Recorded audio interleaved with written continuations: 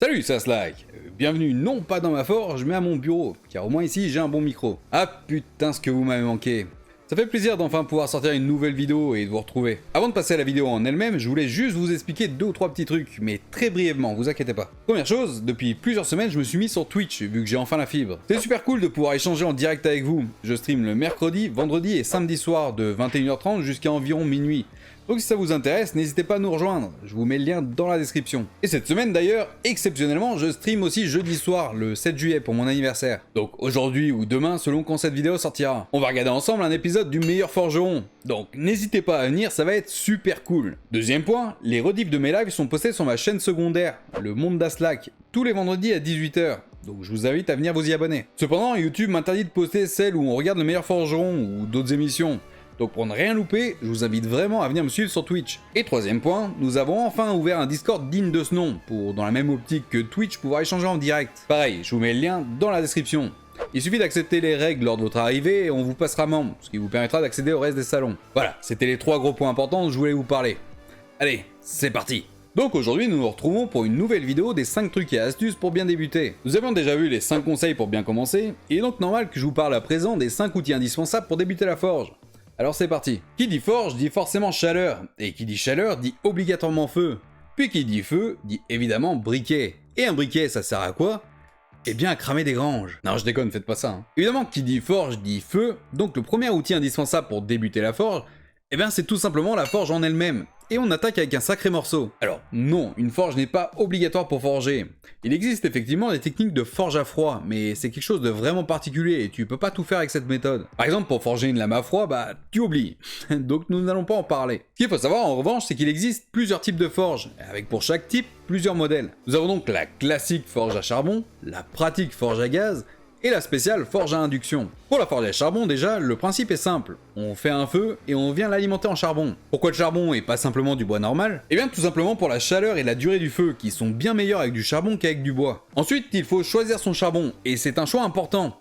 On peut faire un feu au charbon de bois, mais c'est souvent cher car il faut faire cuire le bois à l'étouffer pendant de très longues heures. Donc forcément, le procédé de fabrication coûte cher. C'est pourquoi en forge, on utilise plus généralement du charbon minéral, qu'on appelle aussi la houille. C'est le même principe que pour le charbon de bois, sauf que là il s'agit de roches carbonées et que le procédé a été fait par la planète. C'est pourquoi on peut retrouver des mines de charbon minéral et pas des mines de charbon de bois. J'ai une tendresse particulière pour le charbon minéral, car à chaque fois que je l'utilise, j'ai une pensée pour mon grand-père maternel qui travaillait dans les hauts fourneaux des mines de charbon, dans le nord de la France. Donc pour résumer, il y a 2 types de charbon, celui de bois et le minéral. Attention cependant lors de l'utilisation de ce type de forge, et en particulier pour la houille. Travaillez toujours en extérieur ou dans une pièce bien ventilée, car le gaz produit lors de la combustion de la houille est toxique. Bon, ça va pas te foudroyer sur place, mais à la longue ça peut te causer des soucis. Mais pour faire un bon feu, et comme Jamy nous l'a expliqué, il faut mettre en place le triangle du feu. Il faut une source de chaleur, un combustible et de l'air. C'est ce que les pompiers ont baptisé le triangle du feu. Donc nous avons la chaleur avec la flamme, le combustible avec le charbon, il nous manque donc de l'oxygène. Et pour ça, pas de miracle, il faut venir l'injecter au cœur du foyer. Nous avons pour ça plusieurs possibilités. La première et la plus traditionnelle, c'est le soufflet. Et là encore, il en existe plein de sortes différentes. Et le principe reste le même. Ensuite, nous avons la soufflerie mécanique à manivelle. C'est le système qui était le plus souvent utilisé à l'époque de nos grands-parents ou nos arrière-grands-parents. Et enfin, la soufflerie électrique. Le procédé reste exactement le même pour tous les systèmes. Injecter de l'air dans le feu. C'est juste la façon de faire et le prix qui vont changer. A savoir aussi que la soufflerie électrique apporte un vrai confort de forge, car le feu reste bien chaud. Mais l'inconvénient, c'est que forcément ça consomme plus de charbon. Donc à vous de voir. Ensuite, nous avons la forge à gaz. C'est le type de forge le plus couramment utilisé, car il possède beaucoup d'avantages qu'on verra juste après. Donc une forge à gaz, c'est quoi? Eh bien, c'est simplement une cuve avec des matériaux réfractaires qui vont emmagasiner la chaleur. Le tout alimenté par des brûleurs au propane. Et c'est le type de forge que j'ai ici même. Donc on allume la forge avec une flamme, ce qui produit la chaleur, on a le gaz qui sert de combustible, et pour ceux qui ont suivi l'explication sur le triangle du feu de tout à l'heure, il manque quoi? Et oui, c'est exact, une cuillère. Non, pas du tout, il nous manque de l'oxygène. Mais le procédé est plus simple que sur la forge à charbon. On va simplement jouer avec la physique et le principe d'aspiration, grâce à une molette située au-dessus des brûleurs, qui va nous permettre de gérer la quantité d'air qu'on laisse passer. Et cet air va naturellement être aspiré à l'intérieur du brûleur, ce qui va nous apporter l'oxygène. On peut aussi mettre en place un système de soufflerie électrique qui sera plus performant, mais pour débuter c'est pas nécessaire. Ce type de forge a de gros avantages comme je disais tout à l'heure. Déjà le principal c'est que c'est un feu propre. C'est-à-dire que le feu est pur et n'altérera pas la pièce que l'on forge. Contrairement au charbon de tout à l'heure, qui lui est un feu sale, qui va ajouter beaucoup d'impuretés dans notre acier. C'est pourquoi quand tu forges le charbon, il faut beaucoup plus faire attention au nettoyage de ta pièce. Deuxième avantage, la rapidité et la facilité. Avec le charbon, il faut allumer ton feu, puis l'entretenir et l'alimenter. Avec le gaz, tu l'allumes en 10 secondes et en 2 minutes c'est prêt à être utilisé. Puis la forge tourne toute seule pendant que tu travailles à l'enclume, donc le feu s'éteint pas. Puis quand t'as fini, tu coupes le gaz et hop, la forge est arrêtée. Et troisième avantage, avec une forge à gaz, tu ne peux pas brûler ton acier. Là où au charbon, si tu ne surveilles pas, tu peux facilement faire fondre ta lame, car le feu au charbon chauffe beaucoup plus fort. Ensuite, il y a la forge à induction. Et je vais rentrer les fours de forge dans cette même catégorie, car ils utilisent la même énergie, à savoir l'électricité. Les fours de forge déjà, bah là rien de bien compliqué, c'est le même principe que pour faire cuire ton gratin. Tu branches ton four, tu règles la température, et tu enfournes. Bon oui d'accord, la puissance est légèrement plus forte que sur ton four de cuisine, car un four de forge peut facilement monter à 1000 degrés. Mais sinon c'est tout pareil. Donc là aussi, chauffe propre et aucun risque de fondre. Et donc pour finir, les forges à induction. Alors là le procédé est différent, car on utilise un champ électromagnétique pour venir chauffer notre pièce sans contact direct avec l'acier. Je vais pas rentrer dans les détails ici, car pour le coup on sort de l'artisanat pour vraiment rentrer dans les sciences. Mais c'est une technique qui pourrait vraiment faire penser à de la magie. Incroyable! On dirait de la magie! Car le temps de chauffe du métal est très fortement réduit. Il suffit de quelques secondes à la pièce à l'intérieur de la bobine à induction pour chauffer. Ce type de forge est assez peu utilisé par les artisans. Mais par contre, elle a une place énorme dans le milieu de l'industrie et fait partie intégrante de la très grande majorité, si ce n'est de toutes les usines qui travaillent les métaux à chaud. Car forcément, le temps de chauffe étant très fortement réduit, la consommation d'énergie et le temps de production sont eux aussi fortement réduits, ce qui limite les coûts. Tu allies ça avec du plastique médiocre et des alliages de métaux de très mauvaise qualité, qui devraient d'ailleurs même pas exister, et tu te retrouves avec des lots de 6 couteaux pour 2 €, ou encore avec des couteaux en acier inoxydable qui rouillent, donc qui s'oxydent. Ah là là, je crois que je comprendrai jamais ce monde. Donc voilà, pour résumer tout ça, nous avons les forges à charbon avec soufflerie électrique ou mécanique, les forges à gaz au propane, et les fours de forge et les forges à induction. J'ai expliqué au mieux les avantages et les inconvénients, donc maintenant c'est à toi de faire ton choix, selon ce que tu préfères et ton budget. Ensuite, le deuxième outil qu'il te faut absolument, c'est une enclume. Alors je te rassure tout de suite, car des gens ont trouvé ça malin d'utiliser des enclumes pour la décoration, ce qui a fait exploser leur prix, tout comme les tonneaux d'ailleurs. Il y a des alternatives, et je vais t'en parler ici même. Elle est pas belle la vie. Alors bon oui, effectivement, rien ne remplacera la bonne vieille enclume, ça c'est sûr. Il en existe de toutes les tailles et de plusieurs sortes différentes. Je vais quand même te donner quelques conseils pour l'achat, car il est encore possible d'en trouver à des prix raisonnables. Mais je te préviens, ça reste toujours quelques centaines d'euros. Mais avec de la chance, on peut toujours tomber sur une bonne occasion. Et dis-toi bien aussi que quand tu achètes ton enclume, si tu l'entretiens et que tu ne fais pas n'importe quoi avec, elle durera toute ta vie. Et même celle de tes enfants, voire de tes petits-enfants. Et si tu as de la chance de tomber sur une enclume de très bonne qualité, elle pourra même tenir plusieurs siècles. Bon, du coup, quoi regarder lors de l'achat? Eh bien déjà, même si ça semble évident, sa taille et son poids. Tu vas avoir beaucoup de difficultés à forger une épée sur une enclume de 20 kg. Donc prends ça en compte selon ce que tu veux forger dessus. Comme quoi, parfois la taille ça compte. Ensuite, et c'est ce qui est pour moi le plus important, c'est la table et les arêtes. Il faut que la table de ton enclume soit bien plane et sans creux. Souvent sur les vieilles enclumes qui ont énormément servi ou qui ont été très mal utilisées ou stockées, tu as une table creuse ou bombée. Et encore plus souvent, tu as des impacts.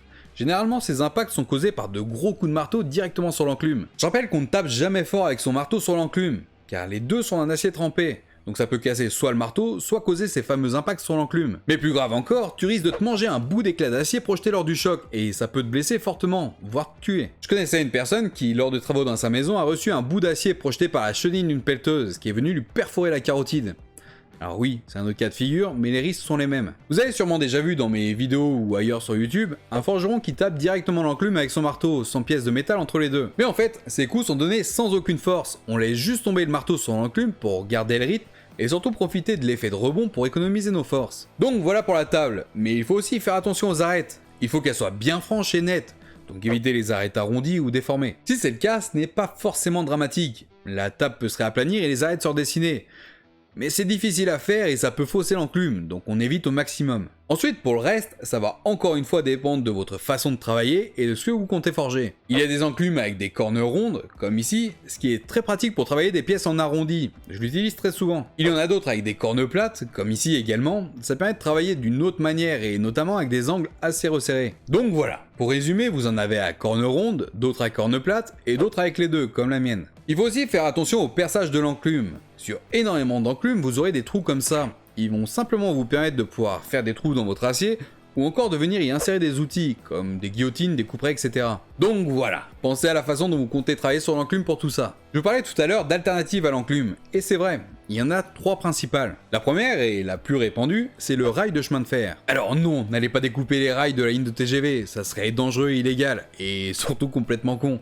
Mais si vous avez les bons contacts ou si vous avez de la chance en braderie, vous pourrez en trouver des petites sections. Pour ma part, j'en ai 2. Une que mon grand-père a façonnée il y a plus de 60 ans et une autre trouvée en braderie il y a des années. Comme vous pouvez le voir, les rails c'est pas trop mal et ça peut dépanner et faire le taf pour de petits projets.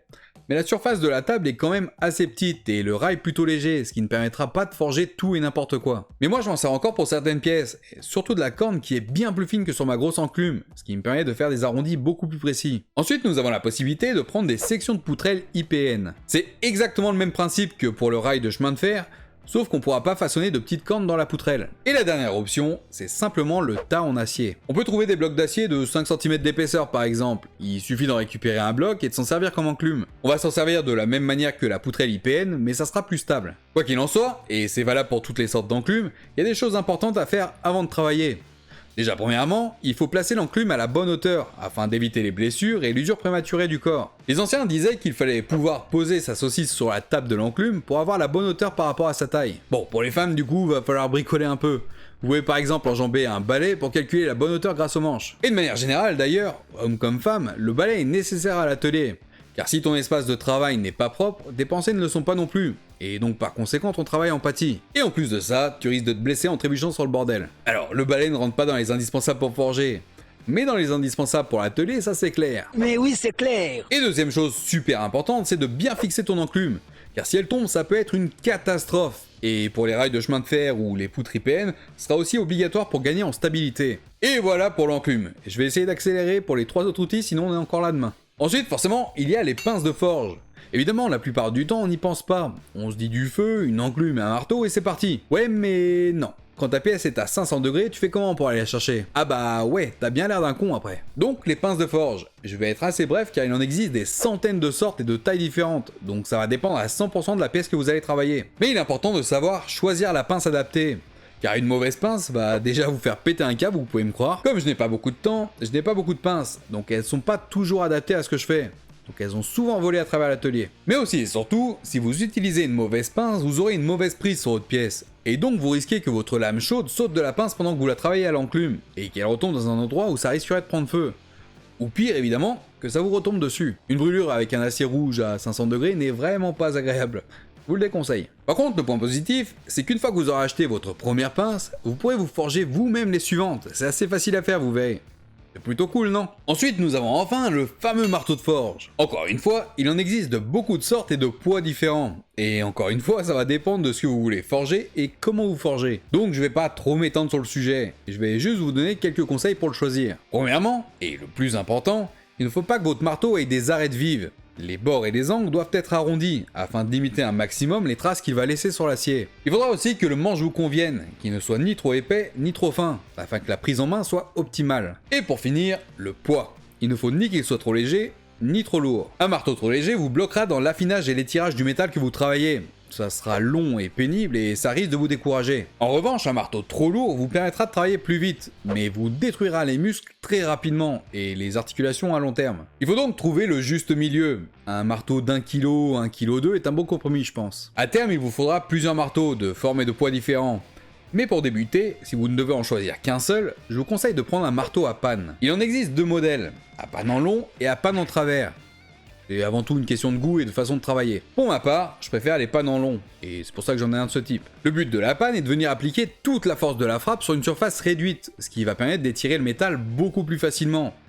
Et donc forcément le métal va s'étirer dans le sens de la panne. Mais l'autre avantage des marteaux à panne, c'est qu'ils possèdent d'un côté cette fameuse panne, et de l'autre c'est plus ou moins un marteau de forge classique, donc ça vous permet d'être assez polyvalent. Pour ma part, j'utilise quasiment tout le temps 2 marteaux principaux que j'adore. Le marteau à panne en long pour étirer mon métal plus rapidement, et mon marteau de forge classique, qui possède d'un côté une partie plate, qui va me permettre de travailler plus en détail mon acier, et de l'autre une surface légèrement bombée, qui va me permettre d'étirer mon métal, comme le marteau à panne, mais cette fois-ci dans toutes les directions. Mais vous vous rendrez compte rapidement que pour chaque utilisation, il faut le marteau adapté, sinon c'est un peu comme couper un steak avec une cuillère. C'est pour cette raison que je vous conseille le marteau à panne, qui est pour moi le plus polyvalent. Et pour terminer, nous avons les limes et des pierres à aiguiser. Voilà, vous y êtes arrivé, vous avez forgé votre première lame ou votre premier outil. C'est super, bravo. Mais maintenant, il faut le peaufiner. C'est possible de travailler ton émouture à l'enclume, plutôt qu'avec une meuleuse ou un backstand.